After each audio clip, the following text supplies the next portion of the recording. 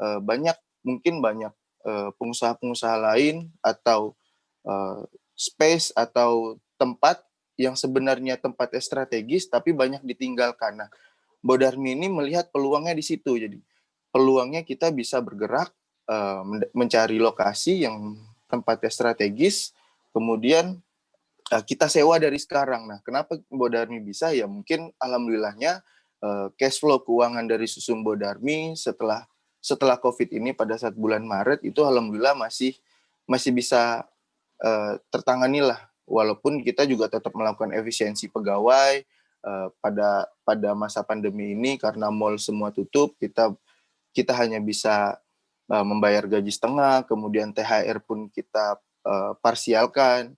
Pada saat Lebaran kita pembayaran pertama dilakukan 2 pembayaran dan untuk bulan depan kita akan menyelesaikan pembayaran THR. Nah, tetapi peluang yang tadi saya bilang bahwa kita bisa nyari lokasi pada saat pandemi, nah yang ini benar-benar saya rasakan gitu dampaknya. Karena sebelum COVID ini mall-mall itu full kalau untuk yang pengunjungnya rame atau segala macam, untuk space mall itu segala macam masih rame. Nah, pada saat COVID ini kita manfaatin peluang itu. Dan alhamdulillah kita juga tidak ada berhubungan utang, baik itu dari perbankan atau apa. Jadi cash flow kita masih aman lah. Dan kita bisa mengajukan untuk space di lokasi. Kemudian terkait dari susunya sendiri, ya tadi udah saya jelaskan bahwa kita produksi 2.000, ketika ada COVID ini turun menjadi 300 sampai 400 dan alhamdulillah pada bulan Juli sampai Agustus ini kita mulai beranjak dari 300 kita bisa ke 700 dan sekarang rata-rata mungkin 1.000 sampai 1.200. 60% atau 70% dari sebelum COVID inilah gitu. Nah, terus untuk pelayanan atau SOP pegawai, slide-nya di next dulu aja, Mas. Nah, ini jangka panjang dan jangka pendek dan jangka panjang terhadap Susum Bodarmi. Next. Nah, ya, selanjutnya dari COVID ini bahwa kita tahu peran ojol itu sangat penting. Yang tadi saya tunjukin datanya bahwa data dine-in kita atau take away kita itu banyakkan wanita, kemudian 70%, kemudian pria itu 20%, dan ojol hanya 10%. Nah, di masa pandemi ini kita melihat peluang ojol ini yang mesti kita tingkatin gitu. Jadi, yang sebelumnya kita tidak terfokus terhadap new normal ini, nah jadi kita harus new thinking, ya bahwa ojol ini kita harus maksimalkan gitu.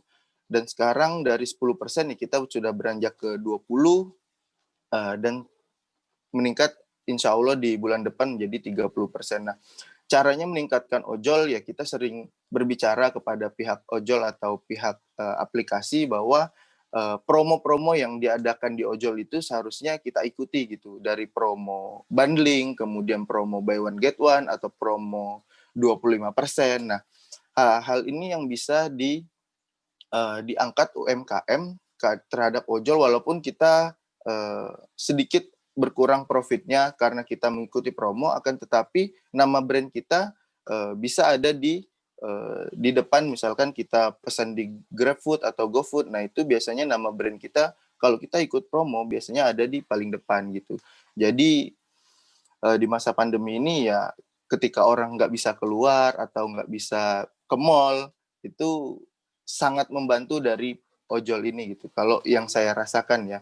Dan kemudian yang peluang yang jangka panjang yang harus saya lakukan yaitu adalah perluasan cabang dari Susum Bodarmi ini. Dan mungkin sekarang masih Jabodetabek, insya Allah di tahun depan kita akan rencana buka di perluasan di Bandung gitu.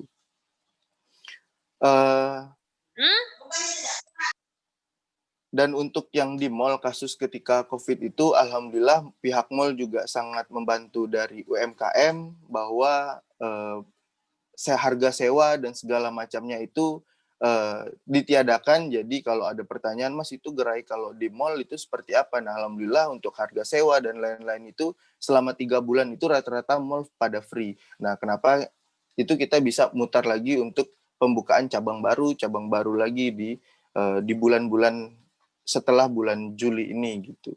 Dan sekarang mungkin di bulan depan kita sudah nambah 3 gerai lagi yang ada di Bekasi dan ada di Tangerang.